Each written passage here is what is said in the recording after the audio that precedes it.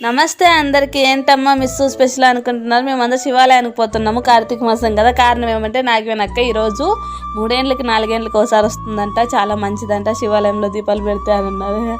అదేందక్క ప్రతిసారి అదే చెప్తారు. లాస్ట్ ఇయర్ కూడా మా అమ్మ అట్లే చెప్పి పిలిచిపోయింది గుడికి అని చెప్పినాను. మాకు ఇంటర్లో ఒక సార్ ఉండేవారు. సార్ ఎట్లంటే ఏమో సార్కి మనం మామూలుగా టీచర్స్ని చూసే కదా ఎక్కువగా నేర్చుకునేది. సార్ కొంచెం ఈ ఆధ్యాత్మికతకి వ్యతిరేకంగా మాట్లాడతాను. హిందువే సార్ కూడా. మాకు ఆ రూట్స్ కొంచెం ఉన్నాయన్నమాట. అది కాక ఇంట్లో చిన్నపిల్లని ఇంకెట్లుంటారు చిన్న కూతుర్లు అంటే ఎవడో లేయడమా తినడమా అట్లాంటివి మాత్రమే ఉంటాయి పండగలప్పుడు కూడా. నేనైతే పూజ దగ్గరకు కూడా పోను. ఇట్లా గుడికి పోయి వచ్చినమ్మా నేను మా పిల్లల అంటే మా అమ్మ డిఎస్సి పాస్ అయ్యి నేను ఏదో జాబ్ కొట్టినంత ఫీల్ అయిపోతుంది మా అమ్మ మా అక్క.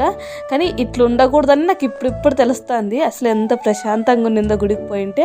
అందుకే మా పిల్లలు వీలైనప్పుడల్లా గుళ్ళకి పంపిస్తాను.